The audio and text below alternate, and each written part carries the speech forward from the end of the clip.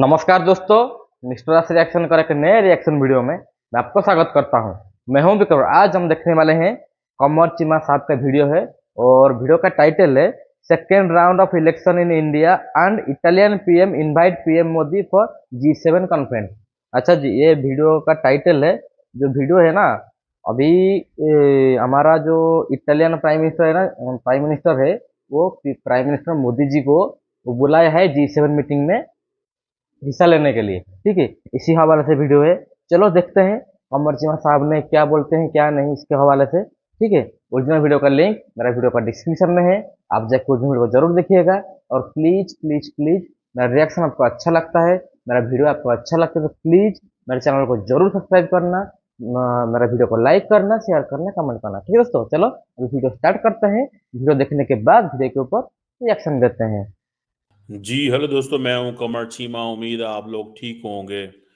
दोस्तों, भारत के अंदर आज एक दूसरा जो आप समझें फेज जो है वो शुरू हो चुका है और इम्पोर्टेंट इलेक्शंस है। और साथ ही अगर आपने देखा है और नोट किया है कि भारत के वजीर आज़म नरेंद्र मोदी को Italian prime minister miss Meloni जो है उनकी कॉल आई है कि वो G7 समिट अटेंड करें। आपको पता है भारत जो है is not a member of the G7, पर भारत का पॉलिटिकल क्लाउड इतना बढ़ चुका है कि they are believing that we should invite India. क्योंकि एक तरफ तो G7 के अंदर ये बात भी की जा रही है, फ्रांस और इटली जैसे ममालिक जो हैं वो समझते हैं कि हमें G7 को एक्सपैंड नहीं करना चाहिए, मतलब परमानेंट मेंबर नहीं बनाने चाहिए इसको। G8, G9, G10 इस तरह नहीं करना चाहिए, क्योंकि ये इनके जो कुछ इश्यूज हैं उस हवाले से वो उस पर फिर बात करेंगे। लेकिन इम्पोर्टेंट डेवलपमेंट इंडिया के इलेक्शंस के हवाले से भी है। देखें, इंडिया जो है वो अपनी 13 स्टेट्स और कुछ जो फेडरली गवर्न टेरिटरीज हैं वहाँ पे वोटिंग हो रही है और 1200 से ज़्यादा कैंडिडेट्स इसमें हिस्सा ले रहे हैं। 90 सीट्स जो हैं आउट ऑफ 543 जो लोकसभा की हैं उसमें से उनका फैसला होना है, जो लोअर हाउस ऑफ जो पार्लियामेंट है। और प्राइम मिनिस्टर मोदी आपको पता है फुल तैयार हैं कि मैं वो तीसरी दफ़ा जीतूं। लेकिन कुछ इम्पोर्टेंट अगर आप देखें कि यूपी, बिहार, वेस्ट बंगाल और महाराष्ट्र में ये जो इलेक्शंस हैं ये बड़े इम्पोर्टेंट इलेक्शन है। यूपी जो है आपको पता है उसके हवाले से कहा जाता है कि जो सीट ऑफ गवर्नमेंट है, अगर दिल्ली जाना है तो यूपी में आपकी मेजॉरिटी होनी चाहिए। इंडिया की सबसे पॉपुलर स्टेट है, नॉर्थ में है, 240 मिलियन, यानी कि समझे ये पूरा पाकिस्तान है। UP is all Pakistan. ठीक है जी। और अगर ये पूरा तो कहते हैं कि अगर ये एक पूरा मुल्क हो तो ये दुनिया का 5वां बड़ा मुल्क होता है इंडोनेशिया के बाद। यूपी के तकरीबन कोई 80 सीटें हैं और जो जिसमें आप ये कह लें लोकसभा के अंदर और आप ये समझ लें कि ये कैसे जो प्राइम मिनिस्टर मोदी इसको जीतेंगे वो तो हमें पता नज़र आ रहा है, क्योंकि यही वो जगह है जहाँ पे योगी साहब भी बैठे हुए हैं। यही वो जगह है जहाँ पे वो एक जिसे कहते हैं ना एक फ्लड है गुजरात के बाद। कहा जा रहा है कि 2019 के इलेक्शन में बीजेपी ने 62 सीट्स जीती थी यूपी में। 62 सीट्स यहाँ से जीती थी। ठीक है। और ये बहुत बड़ी तादाद में है। अगर तो आप देखें कि 80 सीट्स हों, जैसे हम बात कर रहे हैं कि अच्छा एक एक बात है कि ये जो पाकिस्तान 240 की मिलियन की आबादी है, ठीक है जी। एंड देन हमारे जो क्या नाम है उसका, लोग जो हैं असम्बली जो है वो अ, तकरीबन 250 के करीब लोग हैं। ठीक है, 225 के 250 के करीब लोग आते हैं। जबकि इंडिया के अंदर एक ही सूबा जो है, एक ही स्टेट जो है वो 240 मिलियन का है, लेकिन वो सिर्फ और सिर्फ 80 सीट्स जो हैं वो वहाँ से ले रहे हैं। बहरहाल ये एक इम्पॉर्टेंट डेवलपमेंट है इस सेंस में कि यूपी के अंदर काफ़ी ज़्यादा इन्वेस्टमेंट है गुजरात के बाद। और क्योंकि वहाँ पे मोदी साहब के बड़े तगड़े जो हैं वो पॉलिटिशियंस भी बैठे हुए हैं।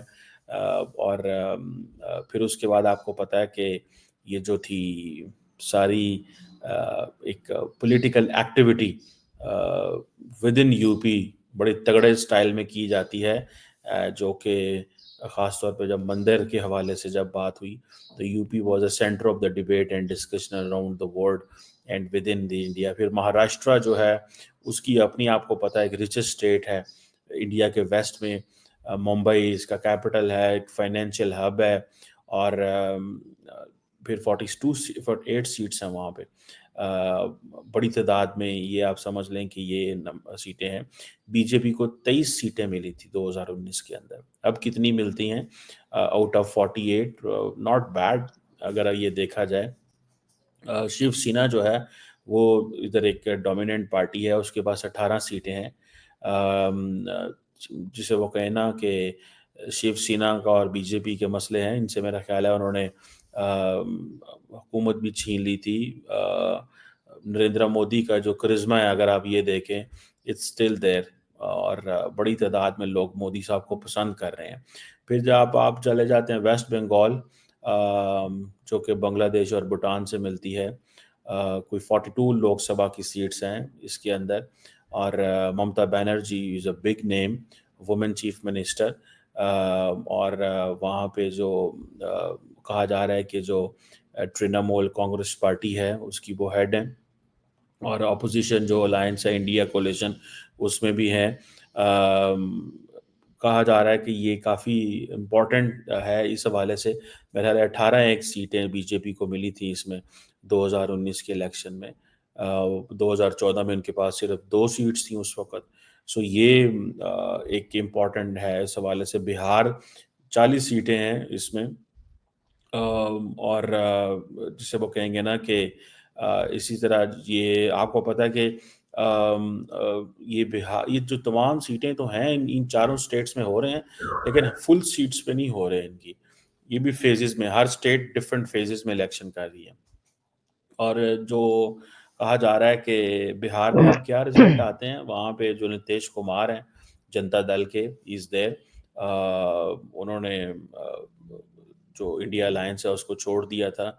अब वो क्या बनते हैं, किस तरह चीज़ें चलती हैं, बट ये एक इम्पॉर्टेंट इलेक्शन है फॉर, मैं आपको बताऊं, for south Asia. This is an important election for Pakistan, this is an important election for India, because India Pakistan के ताल्लुकात जो हैं वो इसी पे डिटर्मिन होंगे। सारी की सारी ग्लोबल साउथ की डिस्कशन इसी के ऊपर जो है वो होंगी। So do not under estimate this election in India. This is not an election only for, अब ये कह लें कि इसमें ये वो नहीं है कि ये एक इलेक्शन सिर्फ और सिर्फ इंडिया के लिए। No, this election is for the entire region के लिए, और अच्छा जी। टू मच एक्सटेंट ये इंटरनेशनली भी बड़ा इम्पोर्टेंट है। अब बात कर लेते हैं कि ये G7 के हवाले से जो प्राइम मिनिस्टर नरेंद्र मोदी को कॉल आई है। देखिए G7 जो है वो ये समझते हैं कि हमें मोदी साहब की ज़रूरत है, ठीक है जी। और वो उनको इसीलिए ज़रूरत है कि उनको इस चीज़ का अंदाज़ा है कि एक बड़ी इकॉनमी है। आपको पता है इटली ने रिसेंटली जो बेल्ट एंड रोड इनिशिएटिव है उसको भी छोड़ दिया था।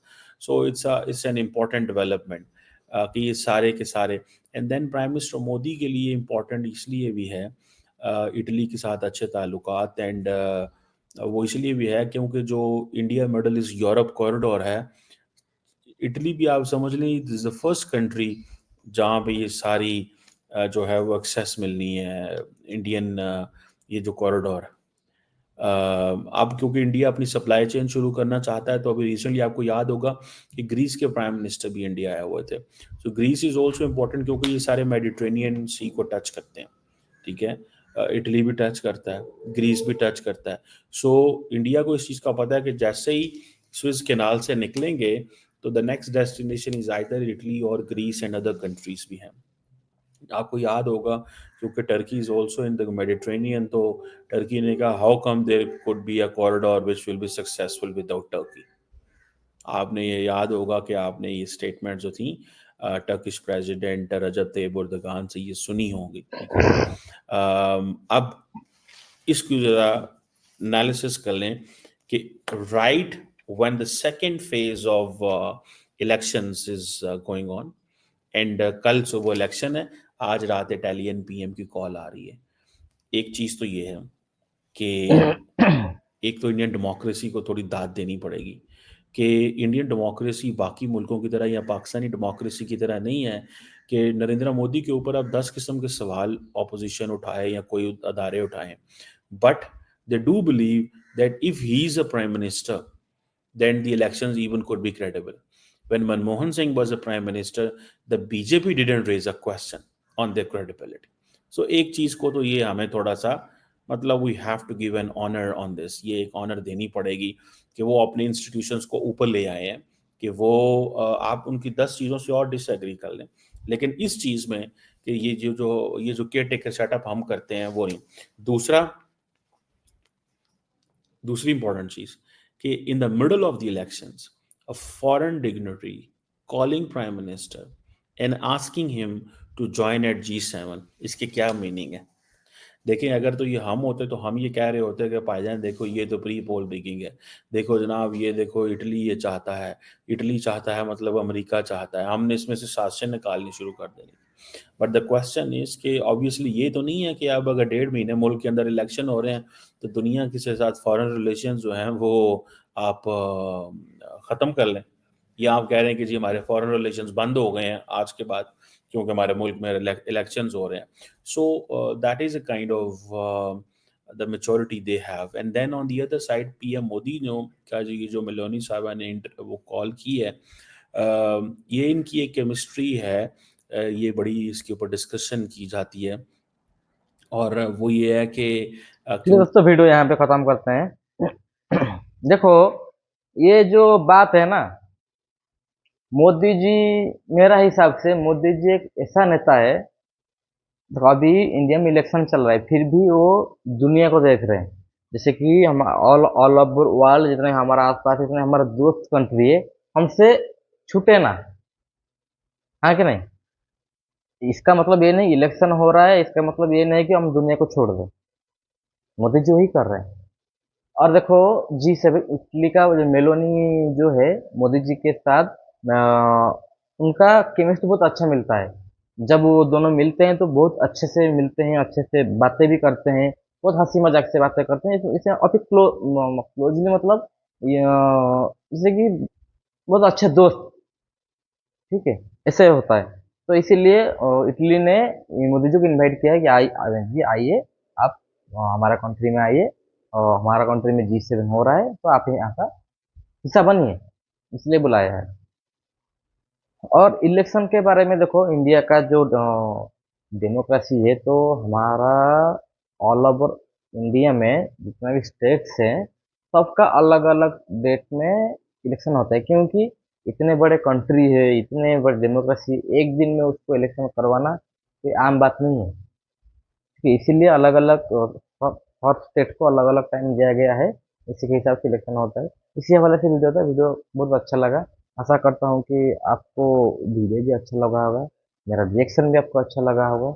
और मेरा रिएक्शन आपको अच्छा लगा है तो प्लीज़ मेरे चैनल को ज़रूर सब्सक्राइब कीजिए, मेरे वीडियो को लाइक कीजिए, शेयर कीजिए, कमेंट कीजिए। ठीक है दोस्तों, चलो वीडियो को यहीं पे वाइंड अप करते हैं। आपके साथ मिलना होगा एक नए रिएक्शन वीडियो में। तब तक के लिए जय हिंद, जय भारत, जय जगन्नाथ।